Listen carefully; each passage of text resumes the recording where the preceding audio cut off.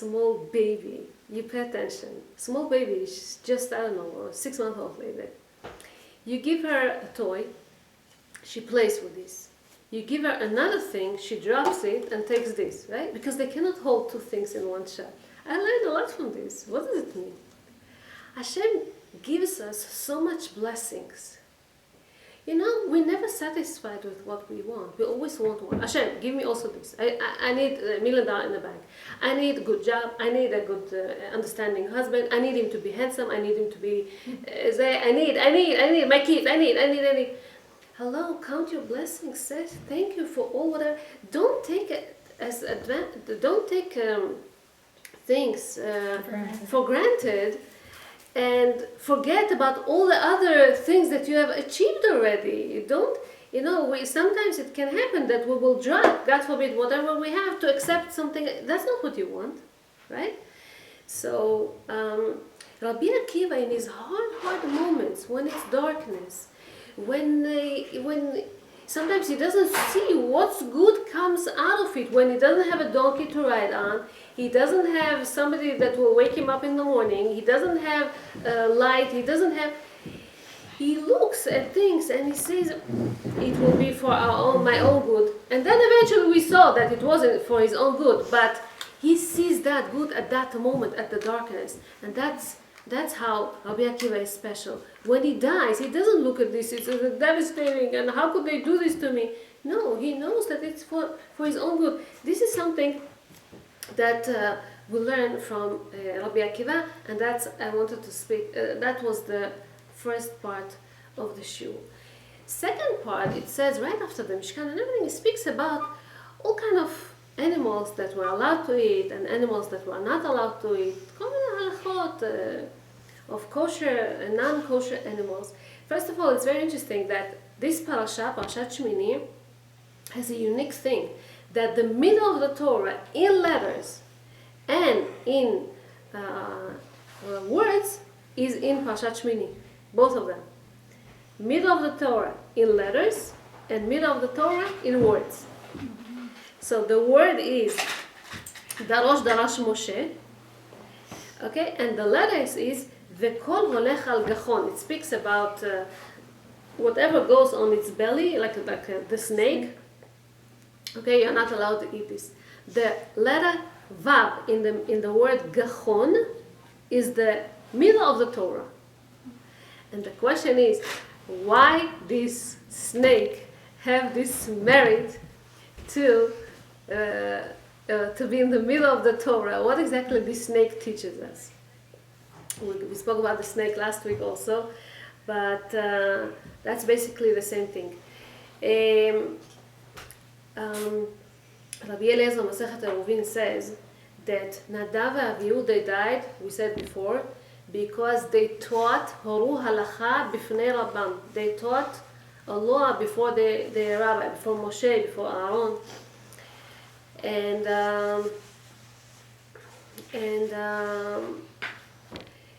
the problem is that they are undermining the status of the rabbis, the status of also there was a crowd. There were a lot of people over there. They were not alone. Everybody, the whole community was there, and undermining the rabbis in front of everybody. There's a lot of consequences for that. Agachon, the belly is of the snake. We said the snake is we mentioned it in Sefer Bereshit, the first book, where the first one that made Chava sin was the Nachash. What does Hashem tell the Adam and Chava? Don't eat from the wisdom tree, right? It says, Mikol etz achol tochal u'me'etz hadat tov hara lo tochal. Hashem gives them an order, specific. What comes the Nachash and tells the Isha?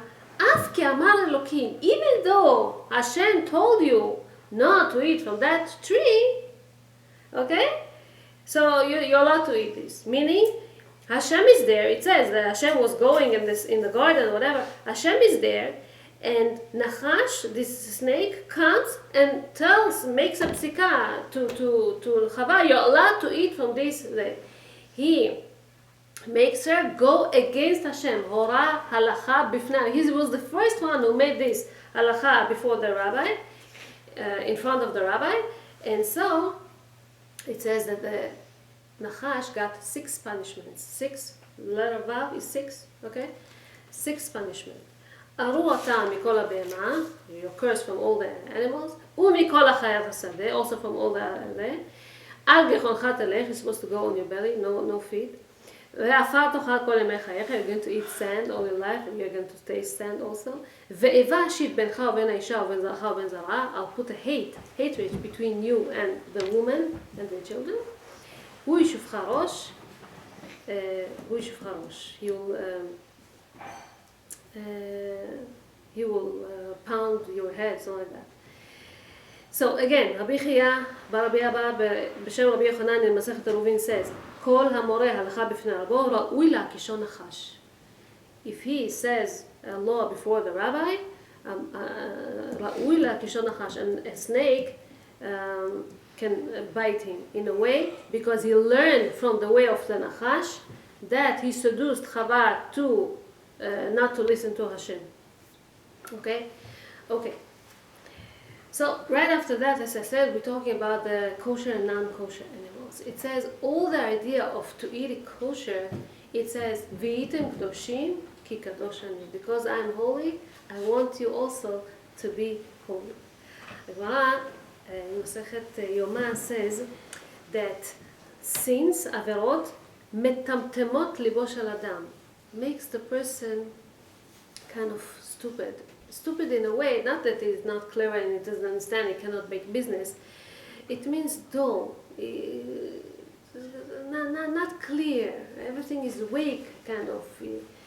And shenemar velo titam'u bam, don't contaminate with this. Velo titam'u b'hem v'nitmeitem bam. Al tikra v'nitmeitem ela v'nitamtem. You become like stupid in a way. By eating non-kosher.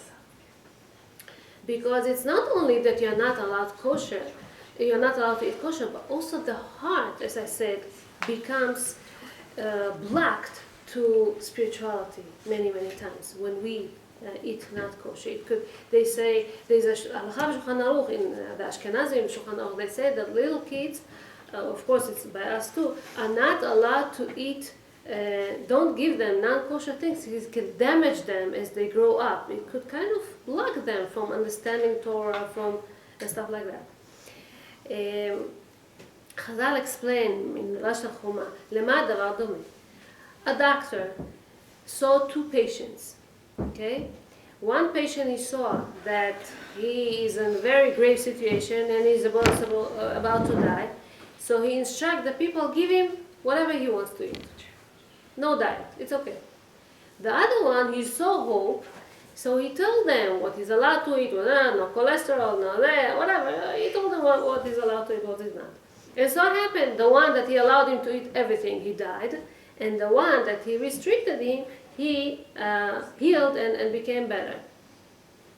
So this is what they explain. They say the HaKadosh Baruch Hu gave permission to the Gentiles to eat whatever they want. No restriction. Nothing. You want to eat seafood. You want to eat you want to eat whatever you want. All that. Look at what the Chinese are eating. Whatever you want. You can.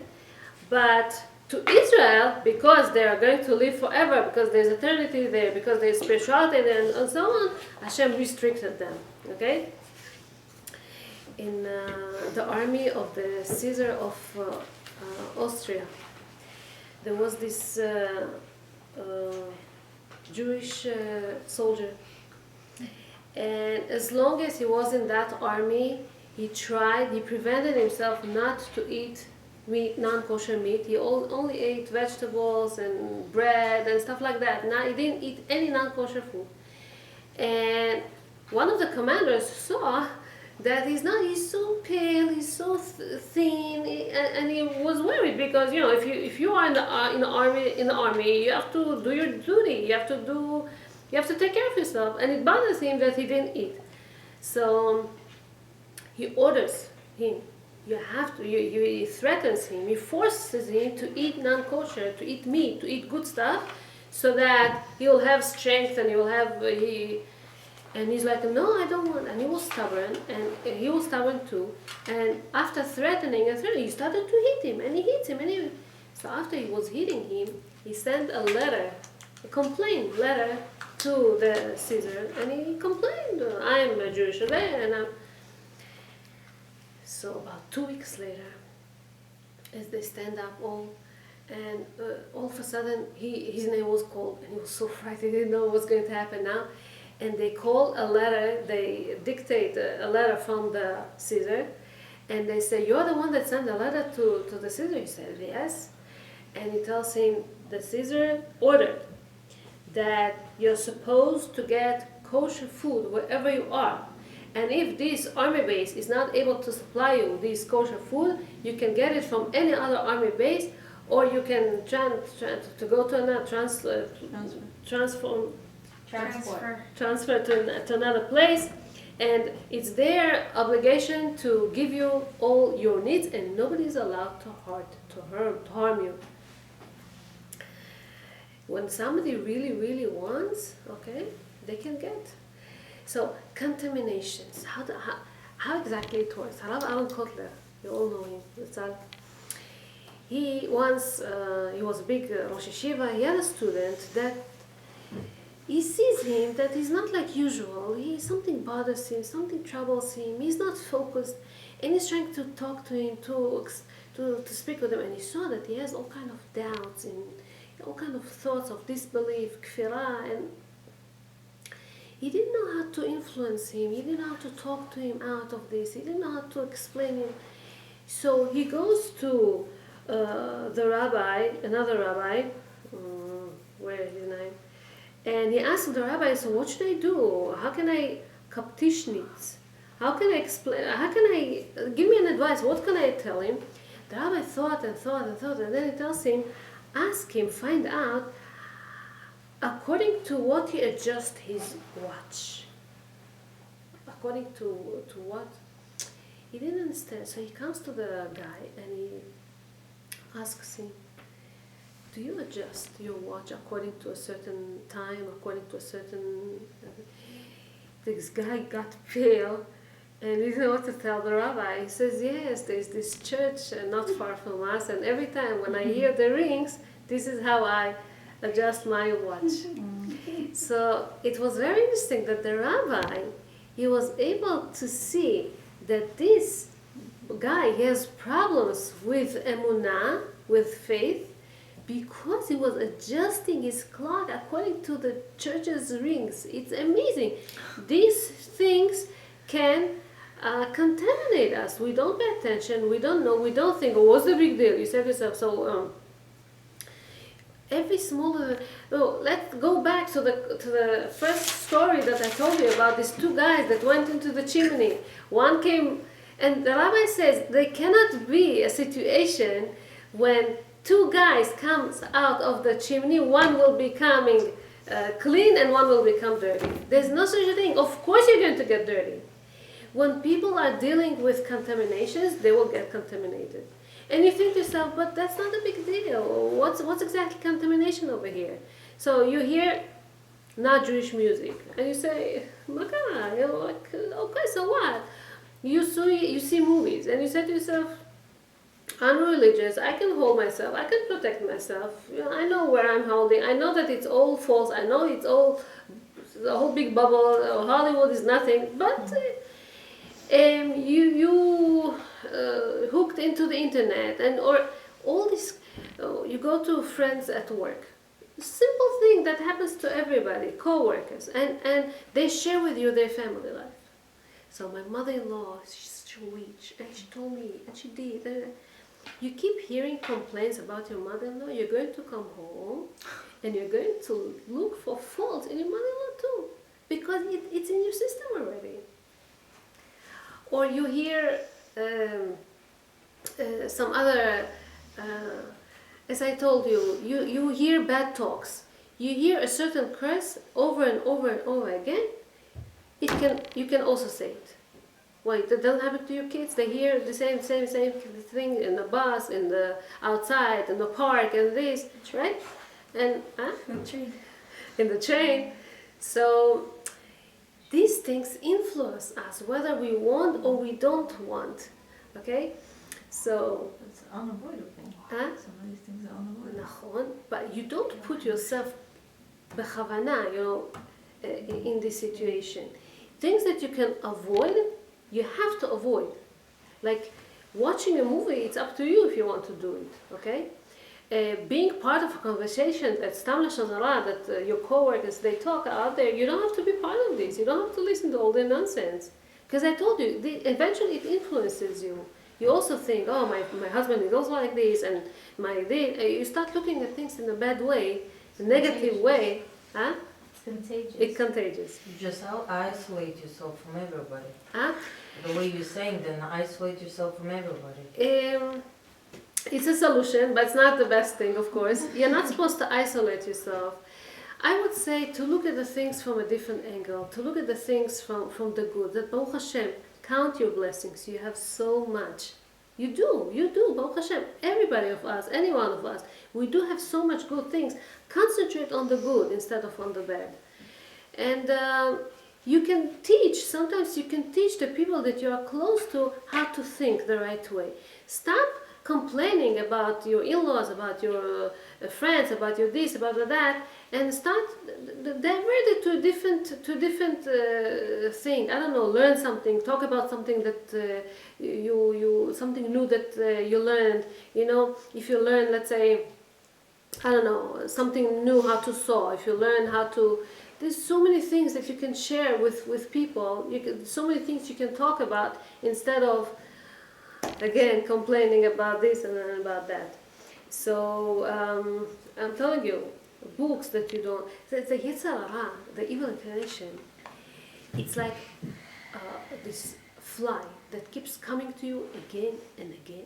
How much you're going to try to get rid of this, it comes back to you again and again. It bothers you. He's not tired. He's never tired. And you said to yourself, so how can it seduce me? How can it tempt me? How could it? But yeah, if you're going to read bad literature, if you're going to, it gets there. It gets there. And it's our obligation to look at this example. Tells a guy that works in a police station. Okay, so in the lab where they identify all kind of criminal things over there, right? So a while ago there was this crime. Somebody committed a crime in certain factory. No evidence, no people who saw it, no. How would they find, so the police was able to find a suspect somehow, but he denies any connection to this place. He says he was never in this factory, he doesn't know anything, he doesn't know what they want from him, and nothing. How would the police find this connection? So they have this special vacuum, and they vacuum underneath his shoes. They vacuum all whatever is there. There's all kind of small parts over there, small particles. We don't pay attention when we walk. From that place, they made a parallel to see what kind of little parts would have this, let's say, factory, and they saw that only that factory has these small things that they were able to vacuum from his own there. Once they made this, they found it, they come to him, they confront him, and when he saw the evidence, this is when he admitted that, yeah, he committed the zeh. Another example, there was this storekeeper, right? Very old storekeeper. He left his store, they finished, it's already become dark. Some guy comes to him and grabs his wallet, whatever he did all that day, grabbed it and ran away. A second, split second. He wasn't able to see him, he doesn't remember how he looks like, nothing. He comes to the police for report. The police ask him questions, he doesn't know. So what they do sometimes, they bring somebody to hypnotize him. They bring him, they calm him down, they bring him to the same second, to the same moment where he met this robber. And slowly he was remembering, how his face looked like, how his voice looked like, how his height looked like, what's the color of his skin, what ring he was wearing, I don't know. He was able to pay detail to this pay attention to these little details.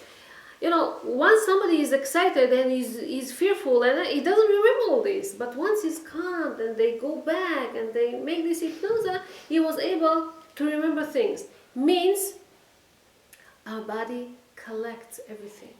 You collect sights, you collect sounds, you collect everything. It looks like, you know, I just passed through it, so it wasn't a big deal, but you collect everything. And you cannot say, you know, so a big deal, I'm protected, I saw this, I heard this music, so what? No, it goes through. There was this guy, Rabbanit Yehoshua, he told this story, that there was this guy that lived in a very, very not nice neighborhood, a city, I should say. All the people are crooked over there, corrupted, very light people, don't care about laws, don't care about... When his daughter was supposed to get married, he went to this big yeshiva in the big city and he asked for one of the best guys, and he got the best guy for his daughter. He told them that he's going to pay him monthly, whatever his salary, whatever. He would just come sit and learn Torah. He just asked him, I come back to our city is corrupted. Please, don't hang up with all these young guys over there because they're bad, they're corrupted, and they will influence you to the bad, you know. Just stick into your room and learn Torah. Fine. But how much somebody can stuck in his room and learn Torah? It's very hard. So he was very lonely, and he comes out from time to time, and yes, he gets in touch with these guys. And he tells to his father-in-law, see, I'm like a light. A light, you know, gives the light to the darkness around. You know, if I can influence them to the good, don't worry. I won't be influenced, but I will influence them. His father-in-law says, no, there's no such a thing. You're going to get influenced too. He says, no, and they keep arguing about this. So one day, his father-in-law comes and asks him a question. You know, I had this maid at home, she's not Jewish, and she brought from her house a non-kosher meat. She put it in our pot to warm it. And now, because she warmed it in our pot, I'm asking if we're allowed to cook in this too. So his son-in-law says, no, of course we cannot. She made this all not kosher, we cannot use it. So, well, what are you going to eat today? He says, okay, I'll eat the leftovers of the breakfast, it's not a big deal, I'll manage. So in the afternoon, he sees in the table, and there's meat. He says, where's the meat from? He said, there's no meat. He says, yeah, I wanted to find a solution to the problem. So I went to the butcher, I bought a big piece of kosher meat, and I cooked it on top of this small little meat that was there, and I cooked it, and then this big piece made this one. He said, what are you talking about? What are you talking about? Kosher meat cannot make non-kosher meat kosher. It doesn't go like that. He says, but aren't you doing the same thing? You think that the fact that you're a Jew and you're kosher, you can influence them. It goes to both directions. It's not only one. How is it then the Lubavitch people or it's the Lubavitch? Yeah, it's a nice. They have a mission, and they have a very nice organization to their shluchim, where they first of all, if it's a school. So they don't go to the public schools. They open with 1, 2, 3. The shaliach kids himself. They open a kindergarten already in his house. So if another 2 kids are going to come, it's going to be in his house. Kosher food, good environment, teaching them Torah, teaching them Aleph Bet, and whatever needs to be done. Even though it's only few kids, not so much. And then the books and all the whatever they have all kind of system, their own system, what they're supposed to learn, how they're supposed to, what they daf yomi, what they have to learn. I don't know exactly what they learn. It's not easy. It's not easy for the shluchim, wherever they are. It's not easy. In any situation, people get influenced also. But they have a special blessing from their own rabbi that whoever goes and makes some kind of a mission like that, he's going to be protected. It's not easy though.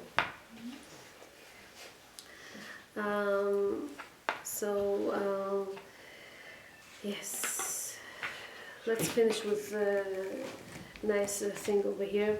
There was this store of